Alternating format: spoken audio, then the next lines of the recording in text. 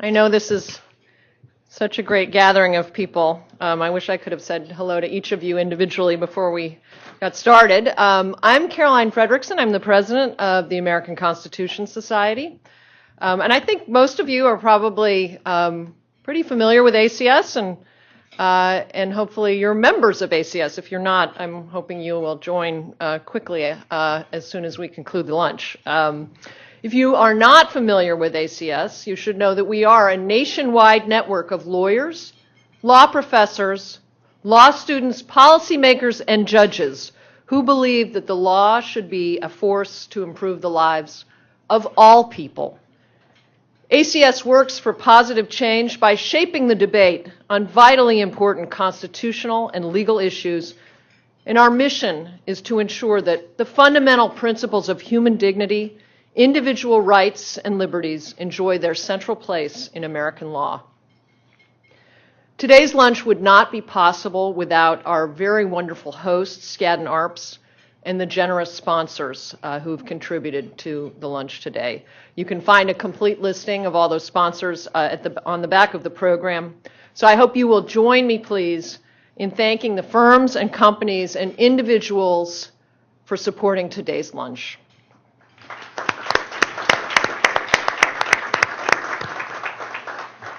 As we come together on this Constitution Day to reflect upon the values and principles of our governing document, it could not be more fitting to hear from three incredible women who've helped make the promise of equality for all more meaningful for lesbians and gay men and their loved ones. I'm very delighted to start today by introducing our outstanding moderator, Pamela Karlan. Pam is an ACS board member and a distinguished scholar at Stanford. I'm sure I barely need to introduce her to this audience. She is so well beloved by ACS. Pam is also the co-author of a book that ACS published called Keeping Faith with the Constitution. And Pam served on Edith Windsor's legal team in the Supreme Court and is in so many ways an inspiration to all of us. But before we turn to the discussion, it is my great pleasure, along with Pam, to present the Keeping Faith Award to the two women who have helped to lead this long and arduous battle to help advance equality in our country. Edith Windsor and her late wife, Thea Spire, are at the heart of this battle. They were devoted partners for 40 years before they married, and they fought for respect and equality. After Thea passed away in 2007, Edie challenged the Defense of Marriage Act, an ignoble federal law denying same-sex couples basic human dignity. An integral provision of this law was invalidated earlier this year by the Supreme Court in the case bearing Edie's name, U.S. versus Windsor. But of course, as we know in this room full of lawyers, behind every victorious plaintiff is a tireless lawyer. Roberta Kaplan, a partner at Paul Weiss, successfully argued Edie's case before the Supreme Court. Roberta not only helped win victory for equality, she has been recognized as among the 100 most influential lawyers in our country and has garnered numerous awards from organizations that are devoted to achieving genuine equality for all. We simply could not find two people who better embody the spirit and determination required to keep faith with our Constitution. So Pam, would you join me to present this year's Keeping Faith Award to Edie and to Roberta? So please join me in saluting these two amazing women.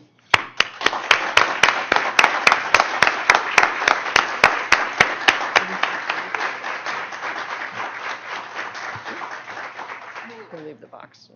This is for Edie. Do you want us to bring it to you? I think, Yeah. yes.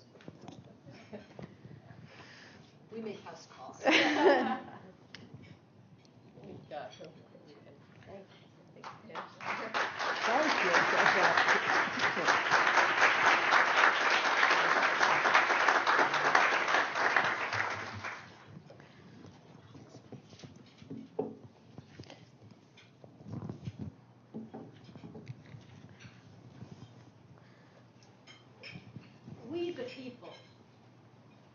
Maybe the person forgot to turn on.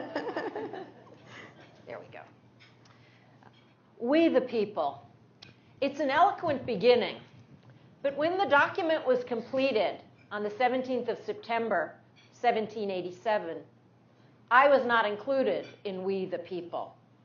I thought for many years that George Washington and Alexander Hamilton had just made a mistake. But through a process of amendment, interpretation, and court decision, I've been included in we the people. Those words were Barbara Jordan's at the impeachment hearings on Richard Nixon. But they're true as well for many other groups in America. And when we come to celebrate the Constitution on Constitution Day, it's worth remembering that we the people have, in fact, changed.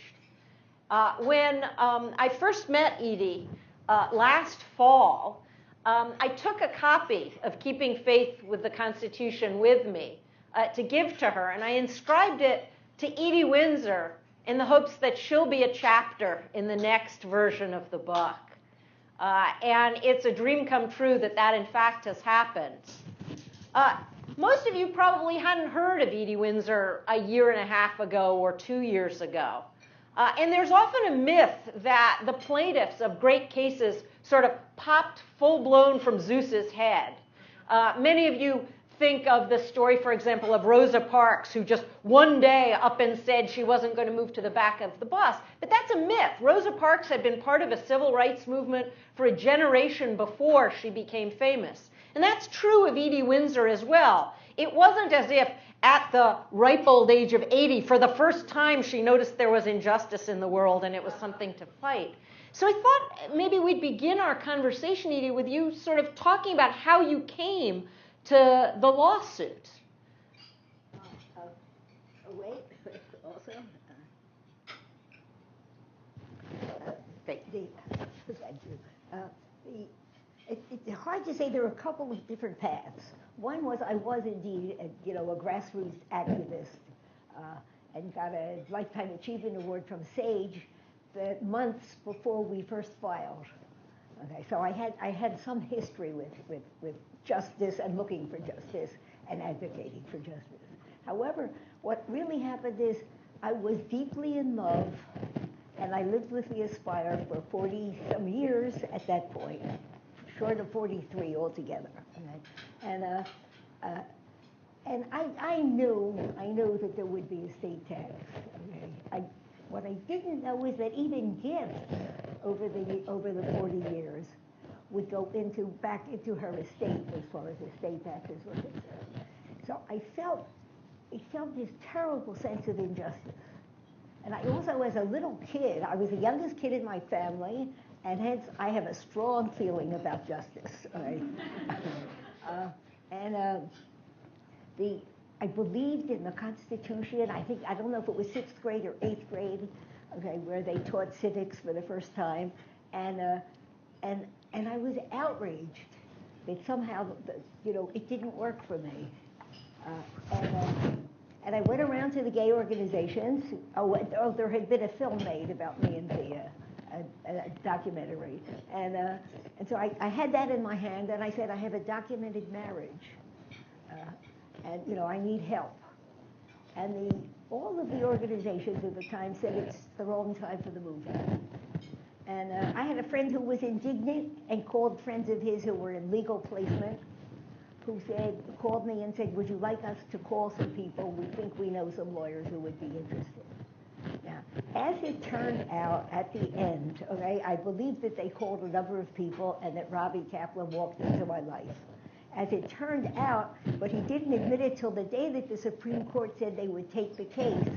Okay, we all were having drinks together to celebrate, and he said, I only called one lawyer. Okay. So it was inevitable that we do it. Okay. She, within 10 minutes, 5 minutes, okay, decided she would take the case, and it was go. And we were a perfect combination to do it. First of all, we had enormous respect for smart women, okay? So we respected each other's smarts. Sorry. All right. I fidget, and then also I think, you guys talk about strategy and stuff, but I think one thing that happened was my lawyer, an incredibly smart and strong litigator, happened to be in somewhat the same situation. That is to say, she's married to a woman, they have a son.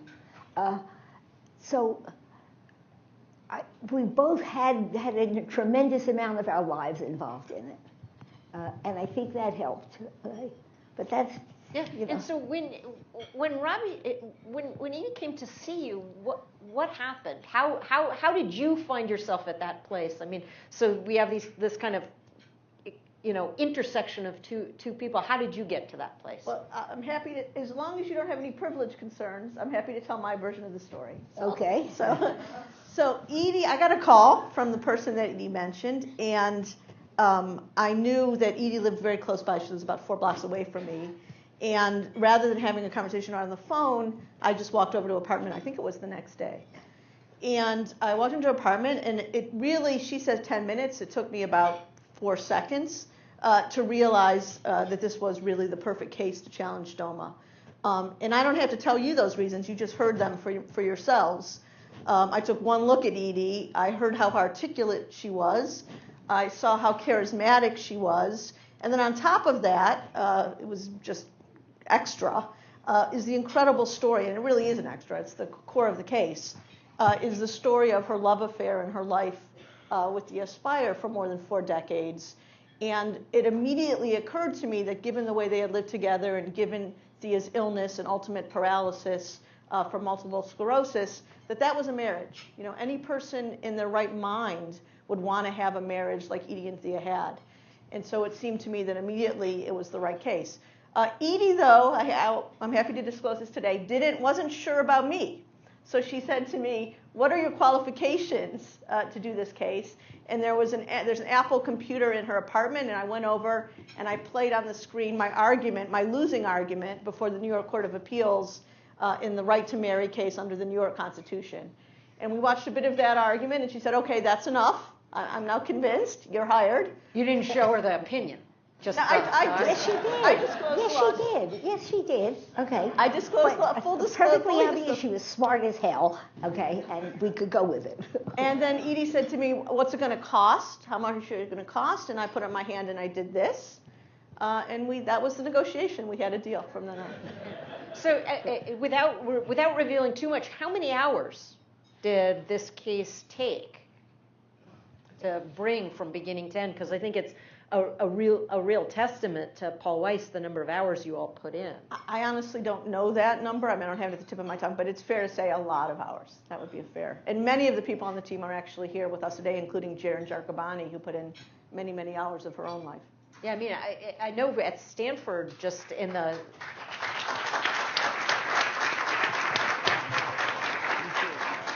just from July 4th of 2012, when we got involved until the end, we put in something like 600 hours of student time and probably about another 500 of my time.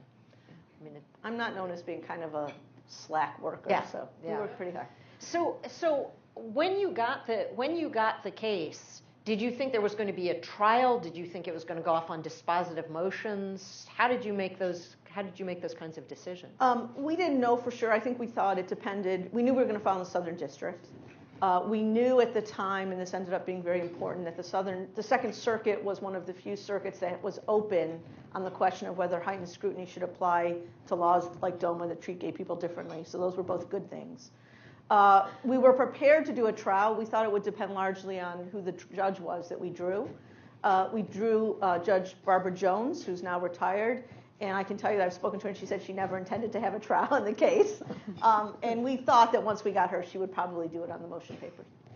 Yeah, and Edie, how much did the course of the trial, the proceedings and everything affect your life in a day-to-day way during the ramp up to Judge Jones's It did, decision? and I try, I try to understand how it did in retrospect, and I don't know, but I was totally involved most of the time.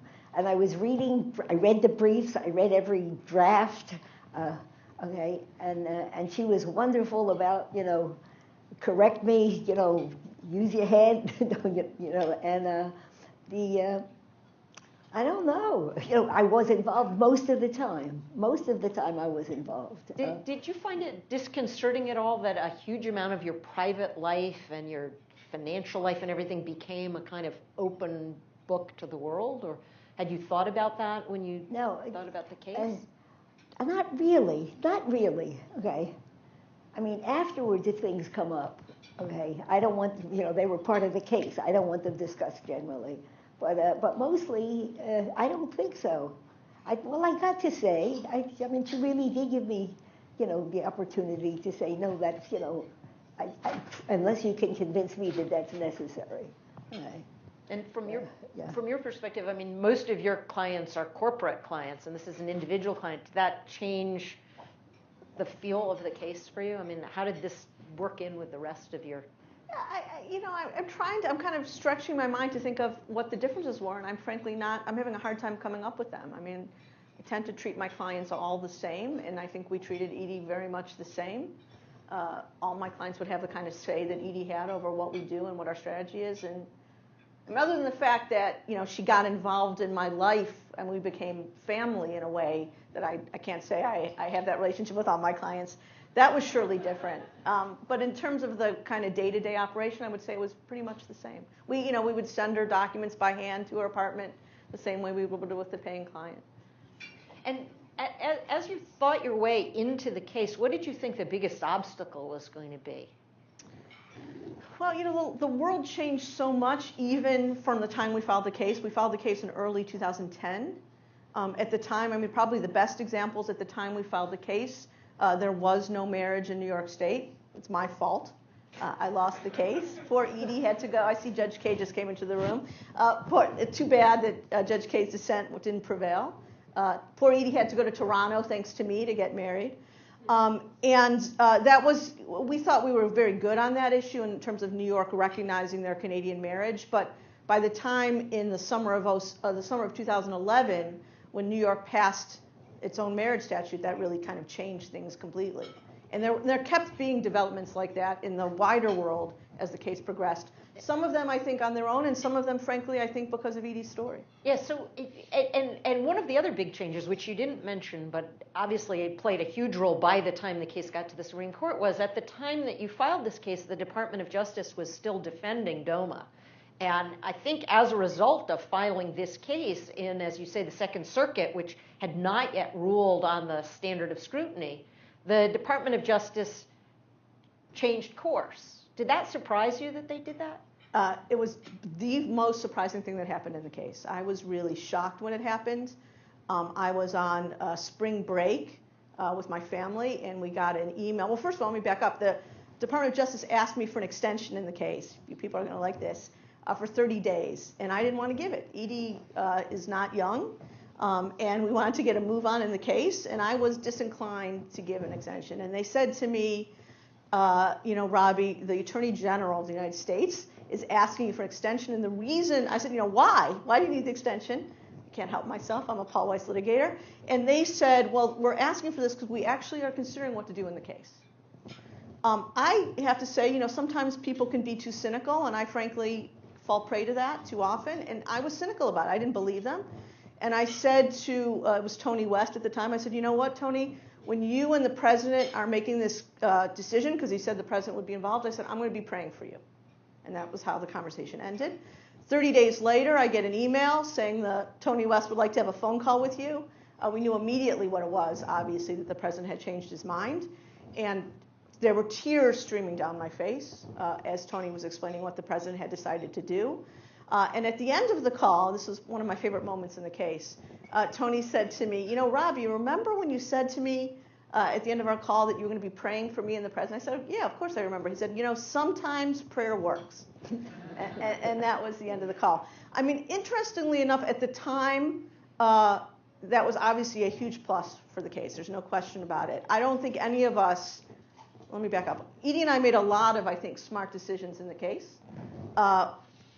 Certainly the smartest was bringing in Pam Karlan the minute we thought we were going to be anywhere near the Supreme Court to act with us as co-counsel. And when the Supreme Court inserted the jurisdictional issues in the case as a result of what the president had done, I was smart enough to give that entire part of the case to Pam to handle. Yeah, so it was on July 4th last year. I still remember this. It was July 4th morning. I opened my email to check it before I went out for a bike ride, and there was this email that just said, Dear Professor Karlan, my name is Roberta Kaplan. I'm a partner at Paul Weiss. I have this case. I wonder if you might give me a call about it. So I called her up, and she said, I've got this case. It's a DOMA case. It's heading to the Second Circuit. People tell me that you might be helpful in talking through kind of some questions about if it goes to the Supreme Court. And I said, oh, sure, be glad to. And she said, do you want to be on the team? And I said, yeah, sure, why not? And I wasn't really, thinking quite as much about it at the time. But there was a lot of, this case, in addition to being a major constitutional law case, is a major federal courts case in a way as well. And it's one of the few things you can talk about in a group like this, because everybody's a lawyer, so you don't have to explain it. But you might want to say a little bit about the fact that this was not the only DOMA case out there. There had been a series of DOMA cases filed around the country. And there were 4 of them that were moving forward at roughly the same speed. And I don't know if you want to say anything about kind of where Edie's case was situated in that group and how it ended up being the case the Supreme Court took. Because I think there are a lot of little steps in that process. Yeah, there were 4 cases ultimately the Supreme Court had before it in order to decide which one it was going to take to hear. And it was a rapidly changing situation during a period of about 2 months in terms of which case the court would take, and in fact, which case the Solicitor General would recommend that the court took. By the end, they were recommending Windsor. Yeah, we started off in 4th place. Yeah, we started off at number 4, and we slowly inched our way up to number 1.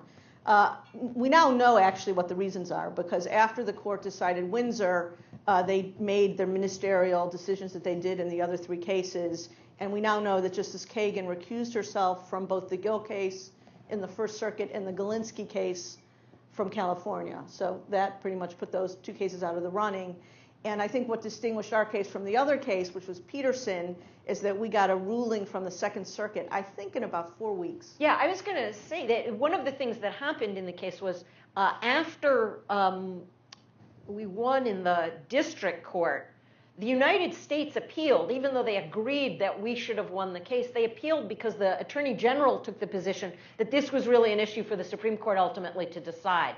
And so although he wanted to lose in the Supreme Court and not lose in the district court. And so he kept filing appeals because it was unclear if he didn't appeal whether any of these cases would get to the Supreme Court. In the meantime, a wonderfully named entity called BLAG, which sounds kind of like Smirsh or something, right? I mean, it sounds like it's in an Austin Powers movie.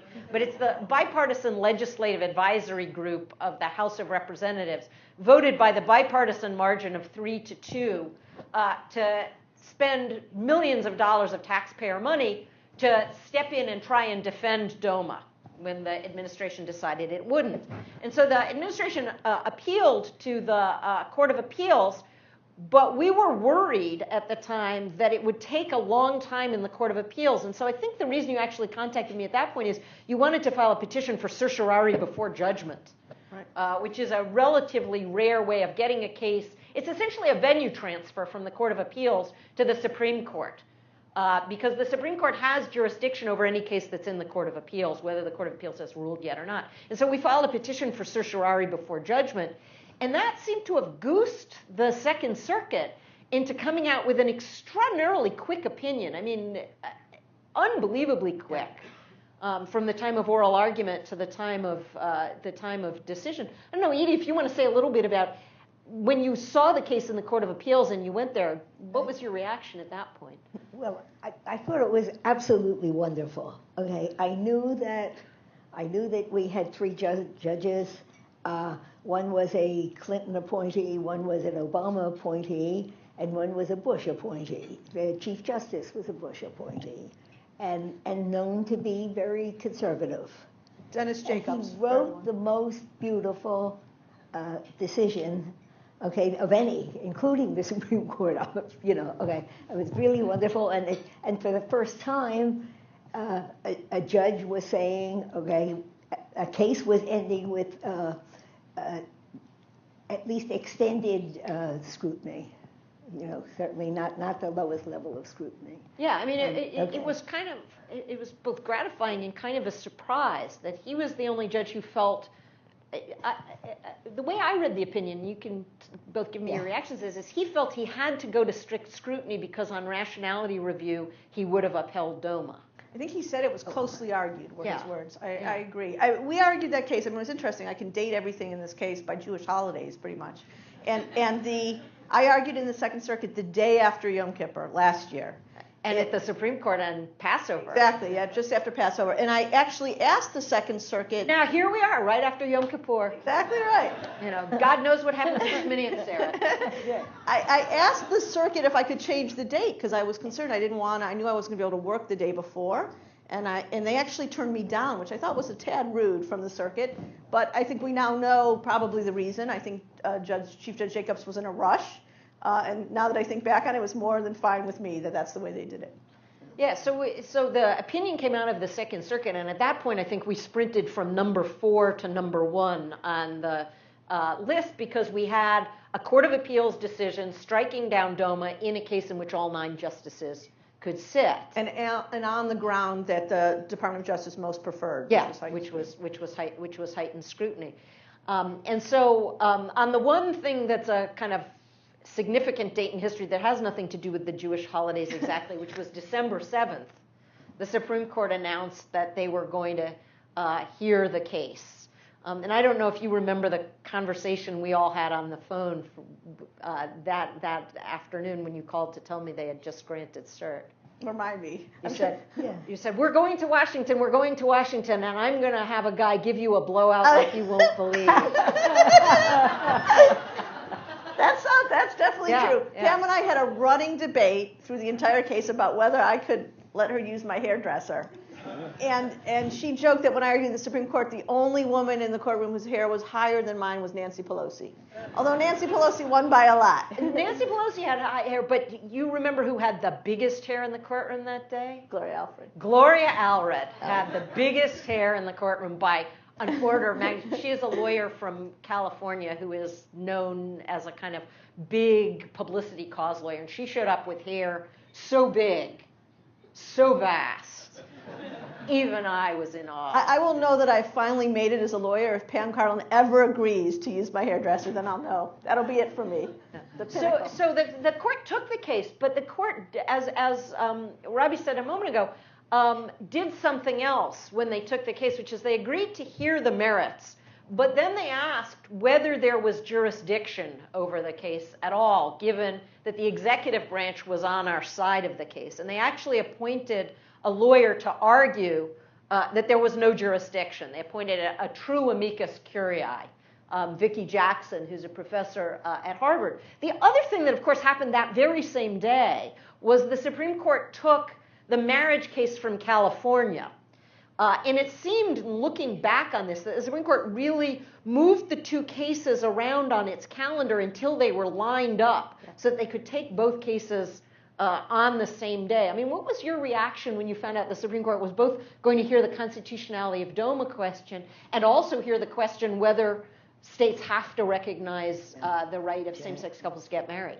Well, I was hung up with first of all, when it came to the jurisdiction, which I barely understood, but I kept asking questions.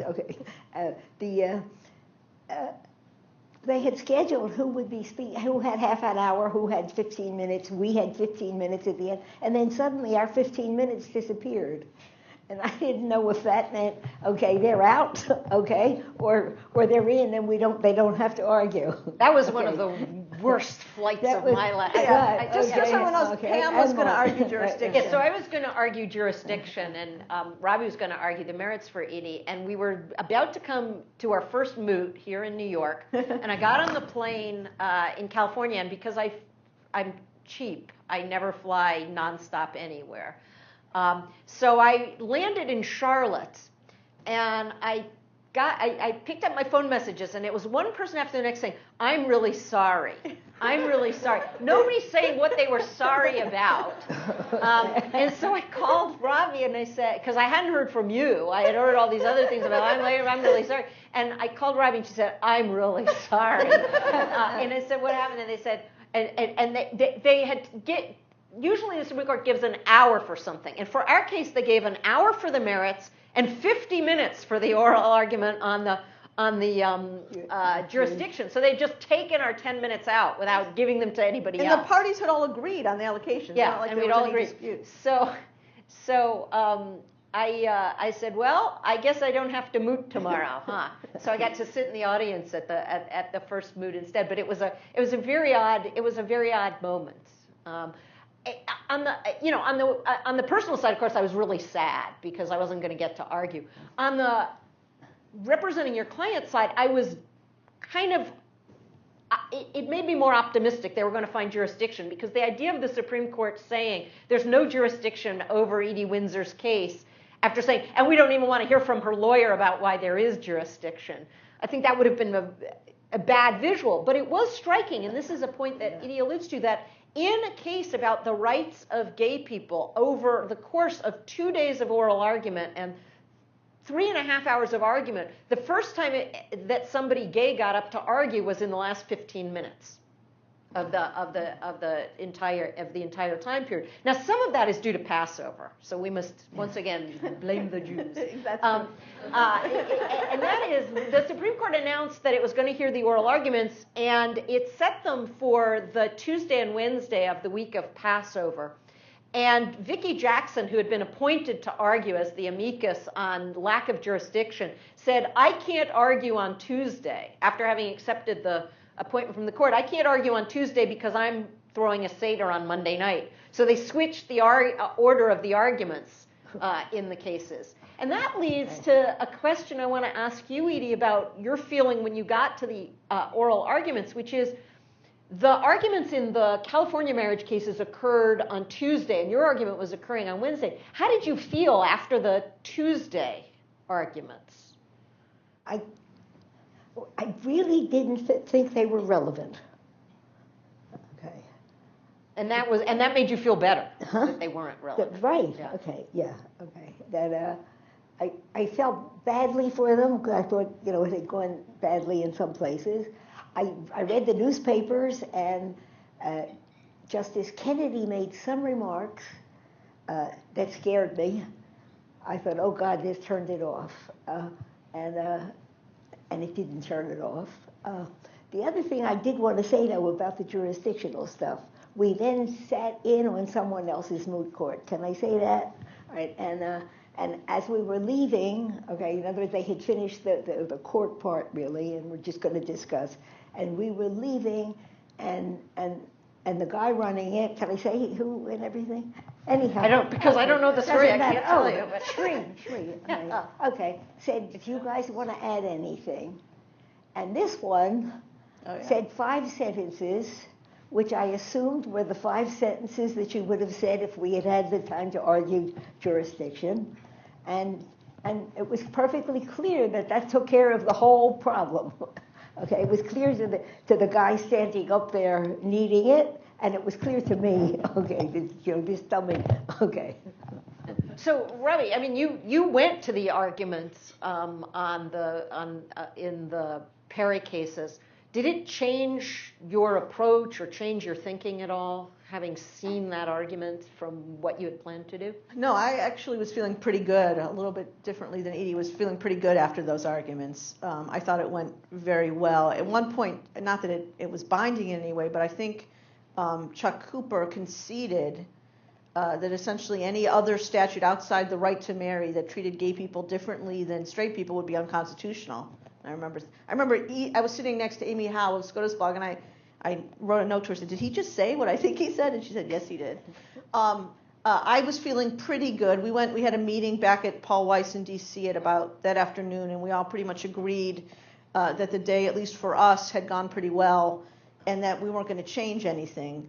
But I think the Perry case, in a way, is a very good lesson that no matter how kind of neurotic and compulsive you are, and I'm definitely guilty of both those things, you can never really fully plan or fully anticipate the way things come out. Because when the court took both of those cases together, I actually was not happy about it. I thought that having the confluence of those two cases at the same time was not a good thing. I was worried that they were asking for too much in Perry and that it would, turn off the court.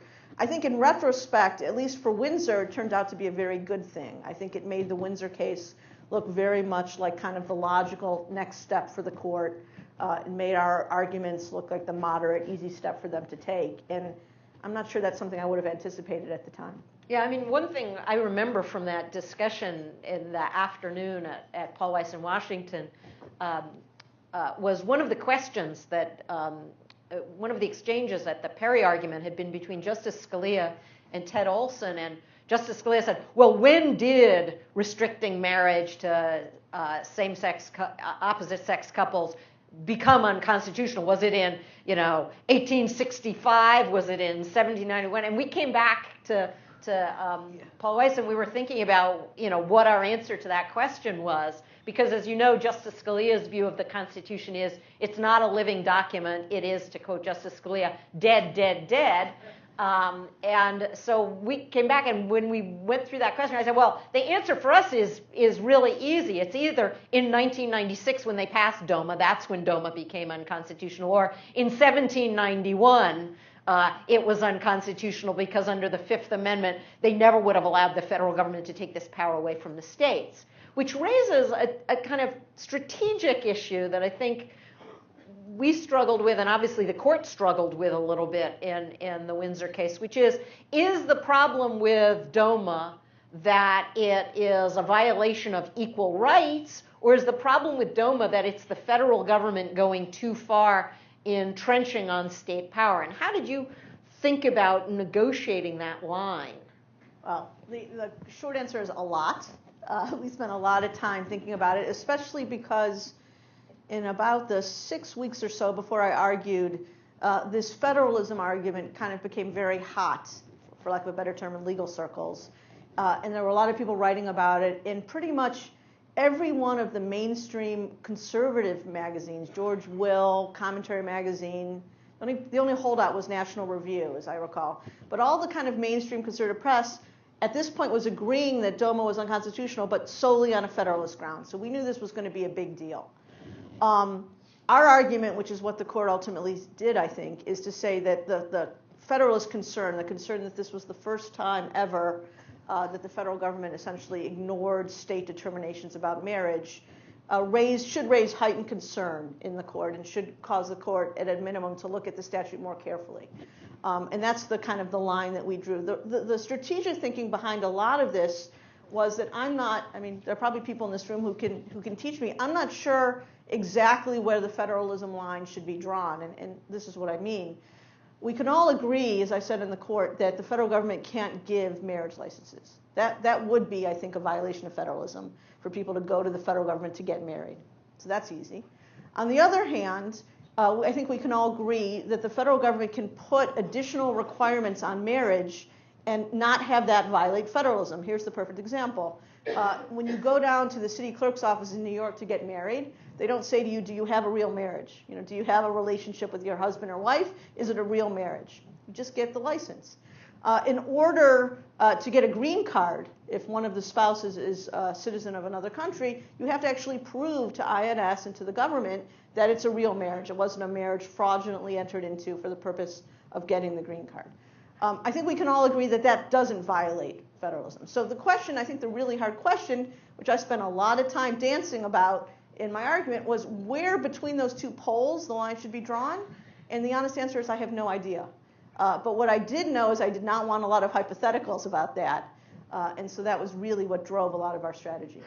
Yeah, at the press conference, right out on the steps afterwards, one of the things that you said, Edie, that struck me was somebody asked you, how did you feel about the argument?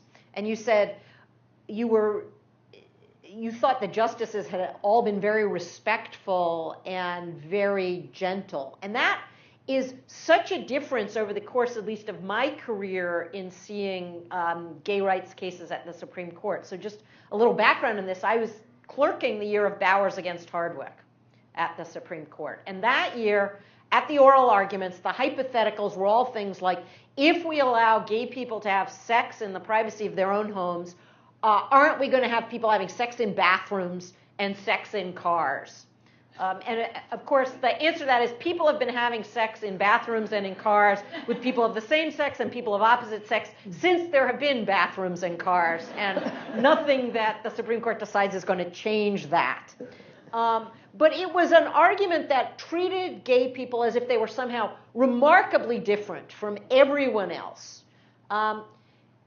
Fast forward to 2003 and the argument in Lawrence against Texas. I was in the courtroom for that. I've been moving closer and closer to counsel table as these cases go along. And I was in the courtroom for that argument. And that time around, much more respectful. There were two questions. There was one hypothetical that was what I call a calling Dr. Freud moment, which is Justice Scalia asked a question about, well, if you're saying this is a fundamental right, what if some people thought there was a fundamental right to sit on flagpoles?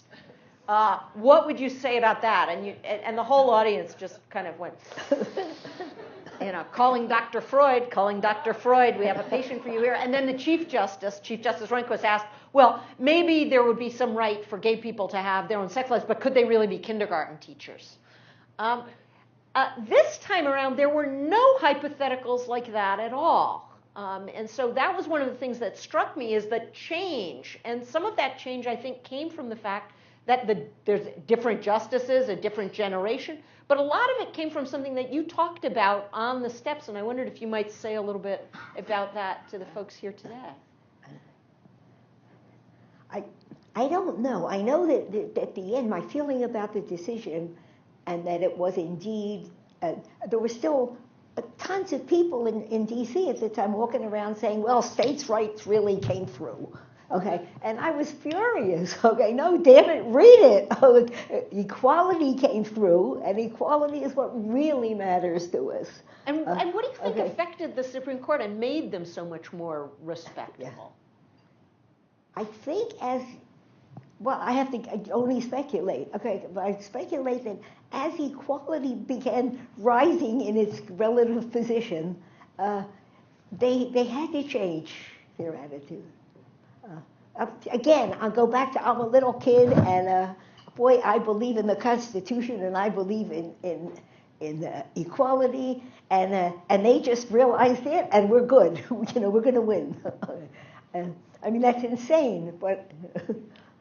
And how did you feel after the argument? I mean, there's this English doesn't have a word for it, but the Germans have this word Steppenwit, which is the things you think of on the stairs as you're leaving that you shoulda, woulda, coulda said. Is there anything you would have changed about what you did with the oral argument in hindsight? I remember the minute I sat down, I looked at you and I said, I don't think there's anything that would have been different, and I felt pretty good. It was interesting. In retrospect, this didn't occur to me until about 2 weeks, well, even longer than after the argument. And this goes to the point you raised before. None of the conservative justices asked me a single question about any of the rationales for DOMA. I got one incredibly nice softball from Justice Breyer about uniformity, which was such a softball, it took me a second to realize it was a softball. But not one of the conservative justices asked me those questions, and that's really an astounding fact. I think some of it has to do with the weakness of the rationales. I think one of the reasons why they were as respectful as they were is because of this woman sitting right here, and it's kind of hard to pick on Edith Windsor in kind of the ways that they had in the past. And I think part of it's obviously how much our society has changed in the intervening years. It's hard for me to come up with something I would have changed. We did a lot of practicing. Pam spent a lot of time beating the absolute you-know-what out of me over and over and over again. So I thought I was pretty much prepared, and I think most of what I said in the argument was stuff that we had practiced and talked about. But at the end, when the Chief Justice started really pushing me on political power, and he said to me, isn't it true that politicians are falling over themselves to support your side of the case? And we really had a debate with each other about what has driven the change. He was taking the position that what has driven this incredible change in our society about gay people is politicians, and people were just following their politicians. And I said no. And the thought came to me at the time, Justice Kagan had made a point, had done an incredible cross-examination of Paul Clement during his argument about the legislative history of DOMA and of how the astounding fact that the House report on DOMA actually says that the statute's being passed because we morally disapprove of gay people. That's what that was a stunning moment in the oral argument. She read from the House report and she said, what would you say if they said, the reason we're passing this statute is moral disapproval of homosexuals? And there was this sort of pause, and Paul Clement said, did they say that? And then he said, of course they said that. And then he said, if that's enough to doom the statute, then the statute's unconstitutional. Which is a plausible reading of the opinion, actually. But the one thing I said that wasn't practiced is as I kind of took that language and I said, no, Mr. Chief Justice, it's the flip of what's in the House report. It's not moral disapproval of gay people. It's an immoral understanding today that gay people and their relationships are no different than anyone else. And right then, the buzzer went off. Yeah. I remember. That was about the last thing I got out of my mouth. But very much in keeping with, one of the many things I learned in the case quickly was just to do whatever Pam told me. And one of the things that Pam told me is that this case is really about is whether gay people are different than straight people. And if the court can't explain why, and we think it's true, why Edie and Thea's marriage was any different than any straight couple's marriage who's been together for 44 years, then we're going to win the case. And that was our strategy from day one. Yeah, it was interesting. By the end, the retreat, I think, both in Perry and in Windsor, from any real argument on the other side other than this is the way things have been, let the change come more slowly and everything. And as you said earlier, Edie, when we got the opinion, one of the things that's striking about the opinion, and in this sense it's a little bit like the opinion in Brown against Board of Education, is it is not a doctrinal opinion. We still don't actually know what the standard of scrutiny is. You made the point that Judge Jacobs' opinion, Chief Judge Jacobs' opinion says heightened scrutiny. Justice Kennedy's opinion, it's clear this statute's unconstitutional, and it's clear kind of why it's unconstitutional, which is it's the product of bigotry and a denial of equal dignity. The interesting thing is the word dignity appears again and again and again in the opinion. But it's not a doctrinal opinion. What's your take on that? You want to go? No, you can do it, I think. I just I put your argument and your manner of presentation kept moving them. No, seriously, okay, you were obviously just extremely well, ready to present what's real. And when you refuse to let somebody push you into saying yes or no to something, and then proceeded later to make your point, I do think that did it, My own sense is, I get very mad at you sometimes, but my own sense is no other lawyer could have done that for me. That whole thing. And one of the things that is important about the case is the way that it was your case throughout. And that's become increasingly rare at the Supreme Court for a lawyer who handled the actual filing of the complaint to be standing in front of the court. And I think, the fact that you were not a kind of repeat player at the Supreme Court meant you got up there and you were just not afraid. You were not going to back down. You were not going to let the Chief Justice try and push you off into the federalism corner, which is, I think, where he started with you. Really? But when you got the opinion, any surprises in it? Well, look, you asked me why it's written the way it is, and I can't possibly, I wasn't there and I couldn't tell you. I can, my best guess is that the court, we've already talked about this, given that Perry was up there at the same time, I think they were very, very aware, and Justice Kennedy was very aware of not wanting to prejudge that case as we can talk about. I think he will be there when that case comes next, but I don't think you want to prejudge it. And if you start talking about either the levels of scrutiny that should apply or the actual rationales for DOMA, many of which, although not all, many of which overlap in Perry, I think he was worried that if he went there, he'd be prejudging the Perry case. So I suspect that that's why.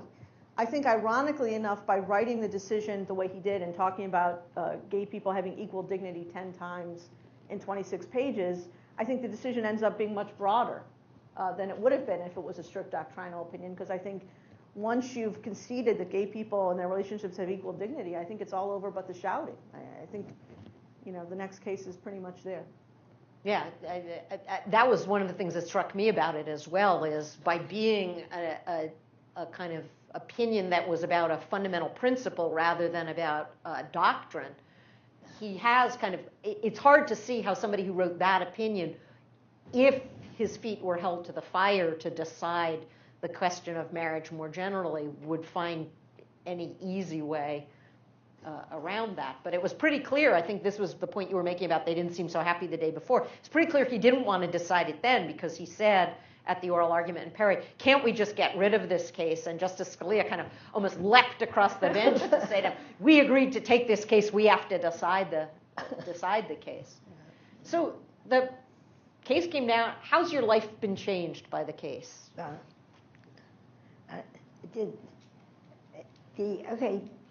I have an incredible sense of community, I made a lot of speeches saying why I brought this case and things about in process, but I made a special speech to the gay community and their supporters, and it had to do with the growth of community and of our looking at each other.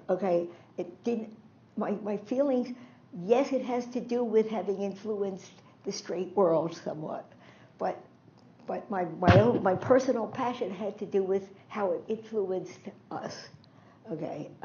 How we saw each other for the first time because people were coming out. Oh, just the exposure, just the we're okay.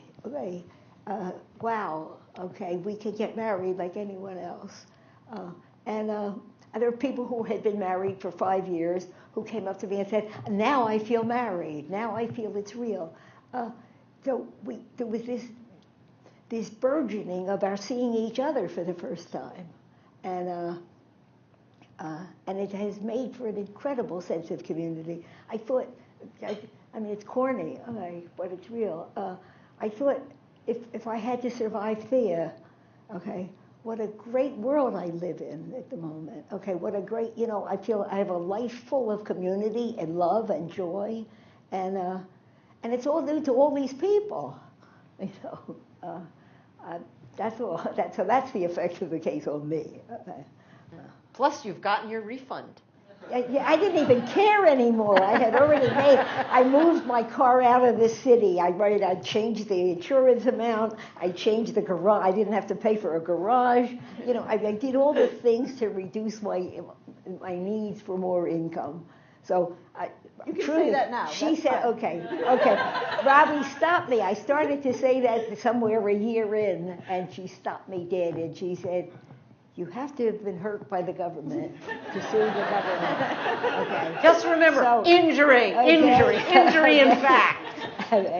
And so indeed, I really forgot about the money. It's nice. It's back where it belonged. That's all. Yeah, this is why I was always nervous when I was sending you the jurisdictional briefs, because the jurisdictional brief said, this is a tax refund case. Yes, the government is keeping the money. Do you need to know anything more about why there's jurisdiction? I would not have fought that. She taught me. That's the only reason you're here. But it's true that it matters enormously to me that everybody is profiting from it.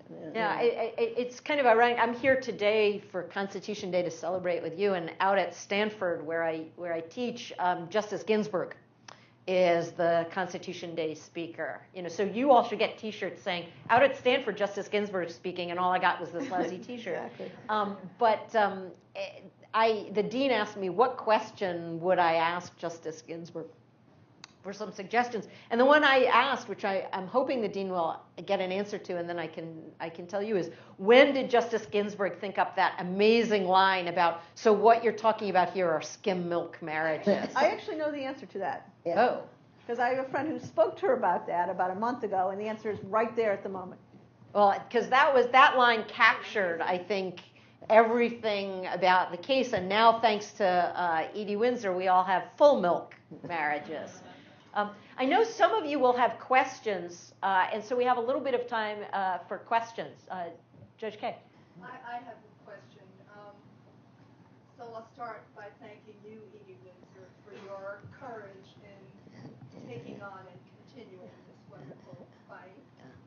I'll congratulate you on your choice of the most superb attorney ever. Okay, now I'm going to get verklempt. My former law clerk, Roberta A, just couldn't have done better. And I'll disagree with Professor Karlan. I think we have the choicest program in celebration of Constitution Day right here. And I'm so pleased you came to my law firm, too, so a little extra special. But my question is, what do you see as next? Surely the issue is not one and over and all. Where do you see as next steps? I think that my guess is that the very fact that the federal government is now accepting marriages of people who were married in states where they were allowed, but who live in states where they're not, where they can't get married.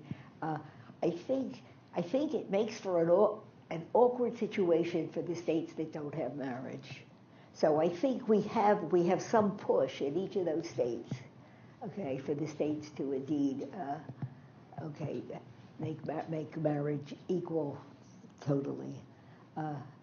And I guess that's where it is next, at least certainly for my circle of friends, okay, and the people that I'm working with most of the time, is to make it universal in the country. I wonder also if there isn't going to be some what we might think of as backfilling, which is it seems odd that we've gotten marriage equality from the federal government before we have an anti-discrimination policy in employment or in housing or the like. And so I would imagine that's another area where we'll see some major I assume movement. that it's going to. I don't know how fast, okay, but I believe that will be the movement, okay, toward total equality in all ways, okay. We're not really so strange, and we don't have horns, okay. Anybody else have questions? Yeah, back there.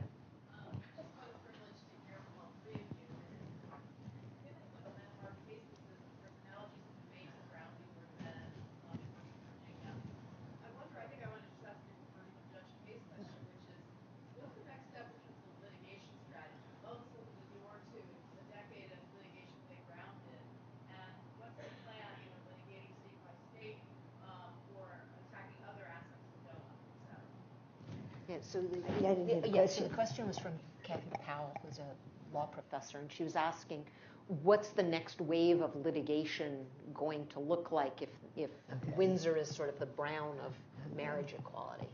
Now, look, I'm sure most people here know. I mean, cases have been filed practically everywhere at this point. I think there's almost most states that don't allow it, and many of them have marriage cases that were either filed or have been filed recently. Whether that will be the next issue that the court takes and when the court will take it, I think remains to be seen. There's a case. One thing I've learned doing this is there's no way you can control any of this, frankly, no matter how hard you try. There's a case right now in the Ninth Circuit about whether Batson applies to gay people in a civil case. And the Ninth Circuit, I see Judge K, I feel like I have to answer her question. I see Judge K giving me a look. But the Ninth Circuit asked for rebriefing in that case in light of Windsor. And it's a panel that I think clearly probably is likely to hold that Batson does apply to sexual orientation challenges. So that could be a case that goes up. I think it's very hard to predict, but I think that pretty much everyone and their brother at this point rightly feels entitled to bring claims in light of Windsor, and in particularly in light of the really broad language in Windsor. Yeah, and that to kind of build on the question a little bit is one thing that's quite different about gay rights litigation today and civil rights litigation in the wake of Brown, which was the NAACP Legal Defense Fund controlled that litigation. And they could have a strategic plan of which case do we bring next, and because there were no lawyers other than LDF lawyers and volunteers working with them to bring those cases. And one of the differences is the proliferation both of gay rights litigation groups and also private lawyers bringing cases on behalf of individual clients. There's much less control over the timing and the shape of this litigation than there was over the litigation in the period between 1954, say, and 1970. The other thing is that you have a court that is not nearly as favorably inclined overall to equal rights litigation as the court that you had in the period between 1954 and 1969. So it'll be really interesting to see what the court wants to hear and in what order they want to hear it. But much less control and much less shaping of that litigation than was true in the past. Yes? It's such an honor to hear all of you and to hear the backstory of it. I wanted to ask about the Amicus briefing strategy and how that impacted things. So I made as I said before, Edie and I made a couple very smart decisions in the case. One of them was to bring Pam Karlan in. The other thing that we did the minute the court granted cert in our case is to ask Mary Bonato, who I've called, rightly so, the Thurgood Marshall of the gay civil rights movement, into the case. We were already working together, but I put her in charge of the Amicus strategy, and she did an extraordinary job. I mean, I should point out that it's kind of extraordinary. This is a case, Supreme Court case, that was essentially run by women. Pam and Mary and Edie and myself. It was really an extraordinary experience. In terms of the amicus, there were 45 briefs on the other side, 45 briefs on our side. About 98% of the amicus briefs on the other side were all religious briefs, making arguments that recognizing Edie's marriage would violate their religious beliefs in some way, some fashion or another. Our amicus briefs, not surprisingly, were not all religious briefs. We focused on really covering, as you would in any Supreme Court case, covering the areas that we thought need to be covered. We cared a lot about the business brief, and there were 278 major corporations that signed on by the end. They were almost trying to stop the printers because corporations were begging to get onto the brief as it was being printed.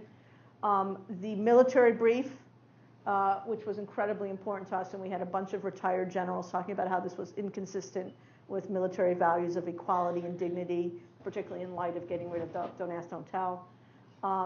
Those were the two key ones. I have to say I was very keen on the religious brief on our side, which for the first time ever in a gay rights case, one of the religious briefs did not include any gay religious groups. It was all mainstream religious groups, quite intentionally. For the first time ever, we had the entire conservative Jewish movement sign on, including the Jewish Theological Seminary, for the first time ever in its history, signing on to an amicus brief on our side of the case.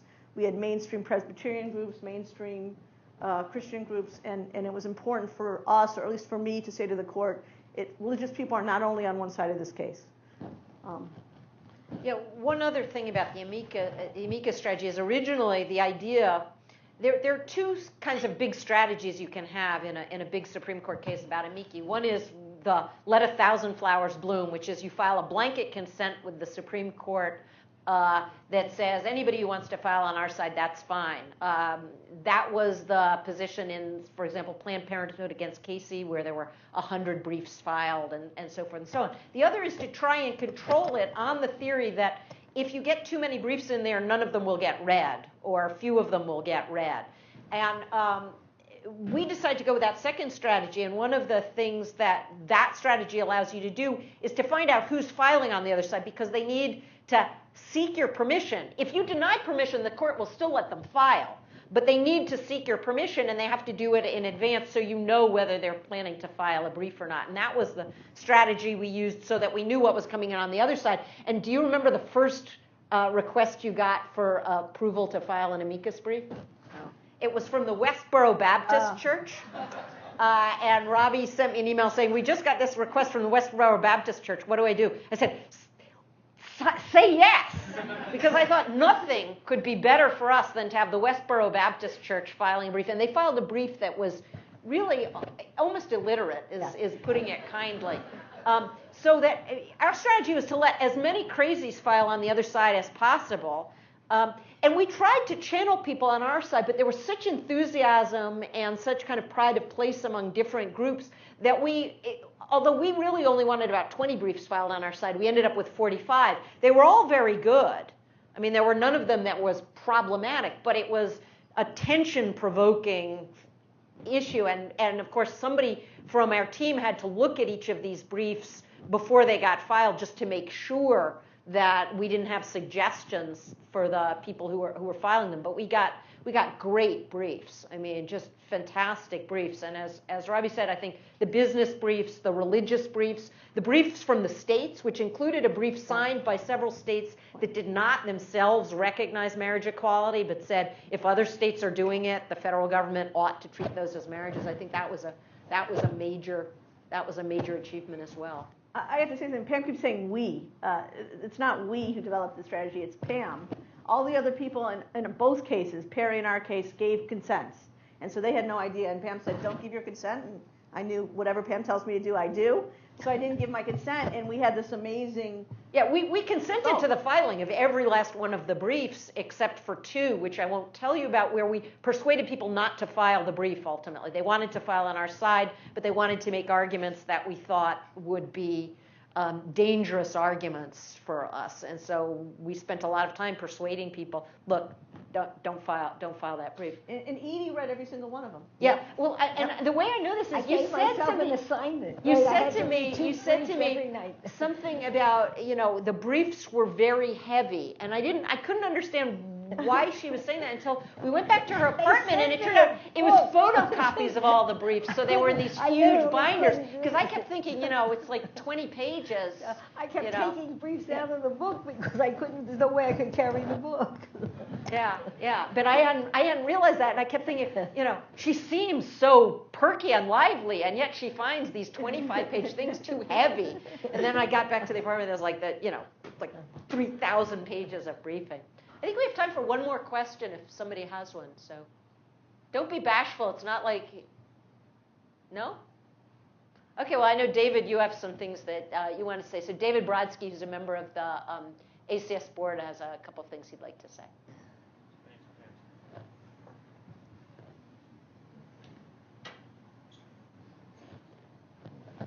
Before I thank everyone for coming, can we hear a real thank you to this absolutely extraordinary group?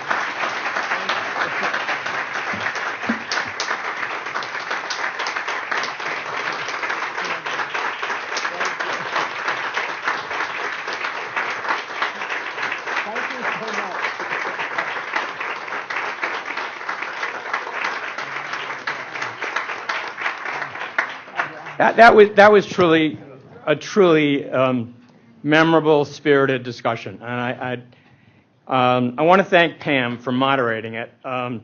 As you no doubt recognize, Pam is formidable.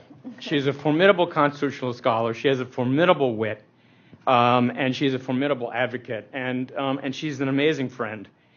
Indeed, the Giving Faith Award, which was given to Edie and Robbie, may I call you by your first names? Yes, absolutely.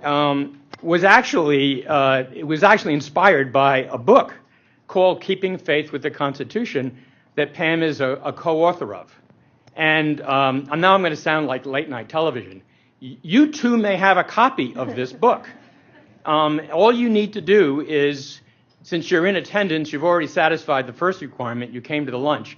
But if you contribute $100 to ACS during the month of October, you will not only become a member of ACS, but you'll get this book.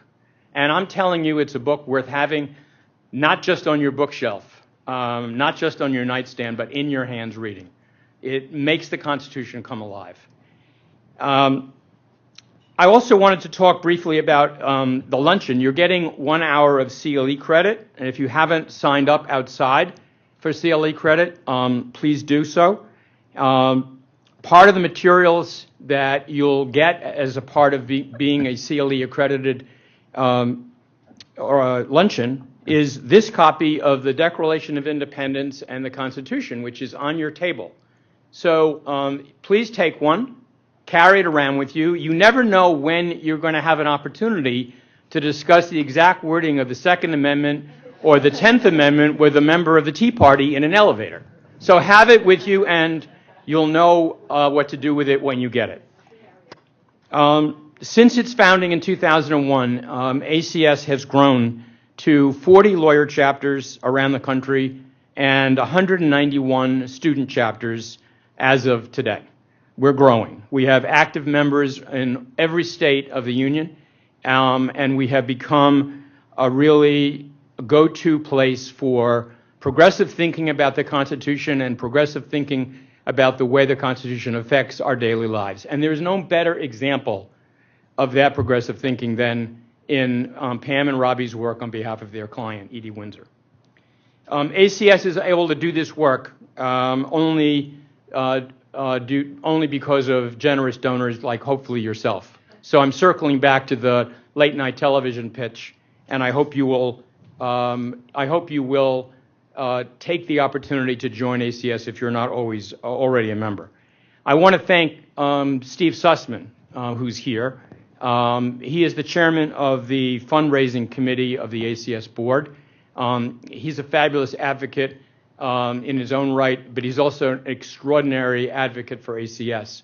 So if you're not talking to me and you're not talking to Pam and you're talking to Steve, you're getting the real deal. He's a real believer in ACS and has been. Thank you, Steve, for your enormous efforts on behalf of ACS. I guess that's all I have to say, except thank you for coming. Thank you to our wonderful panelists. And let's all give a rousing cheer to the Constitution Day 2013. Thank you very much.